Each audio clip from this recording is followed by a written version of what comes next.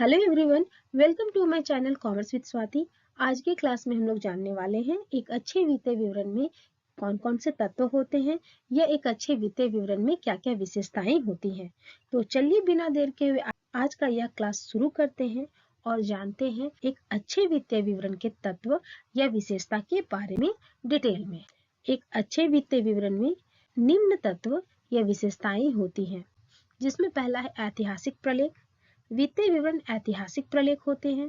ये भूतकालीन अवधि से संबंधित होते हैं क्योंकि ये पिछले लेन देन और घटनाओं के आधार पर तैयार किए जाते हैं। तो इस प्रकार वित्तीय विवरण एक ऐतिहासिक प्रलेख होते हैं जो भूतकाल में जो घटना घट चुकी है, जो लेन देन हो चुके हैं, उन्हीं मौद्रिक लेन देन एवं घटनाओं का लेखा किया जाता है।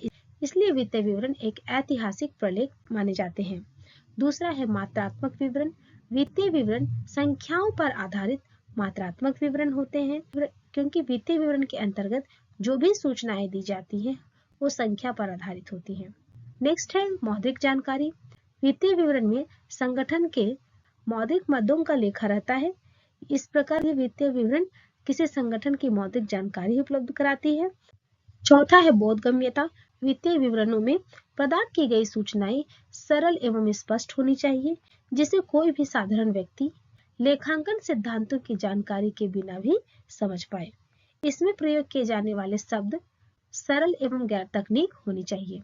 तो वित्तीय विवरण में जो भी सूचनाएं प्रदान की जाती हैं उन सूचनाओं को सरल एवं स्पष्ट भाषा में होनी चाहिए।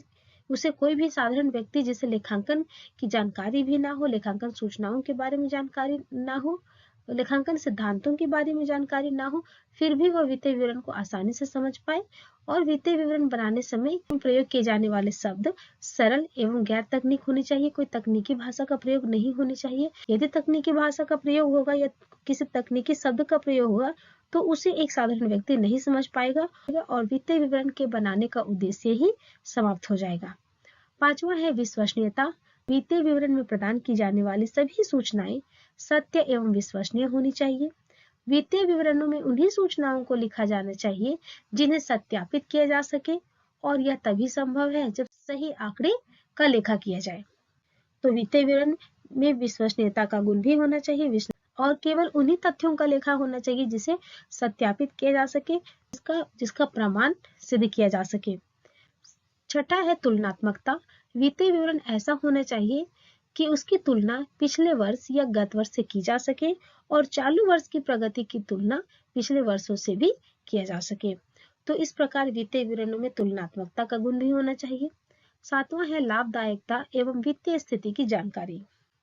वित्तीय विवरण व्यवसाय की लाभदायकता, आय विवरण या लाभ हानि विवरण के माध्यम से एवं आर्थिक चिट्ठा के माध्यम से वित्तीय स्थिति की जानकारी प्रदान करती है। तो इस प्रकार वित्तीय विवरण संगठन की लाभदायकता एवं आर्थिक स्थिति की जानकारी भी प्रदान करती है। तो उम्मीद है कि आपको आज का यह क्लास समझ में आ गया होगा। ये क्लास बहुत छोटा था लेकिन ये जो टॉपिक है वो बहुत इम्पोर्टेंट है।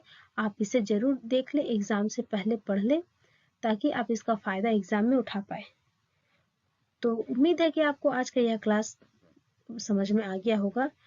तो आप इसे जरूर लाइक करें, दूसरों को शेयर करें और यदि चैनल पे नए हैं तो चैनल को जरूर सब्सक्राइब कर लें। Thank you for watching this video.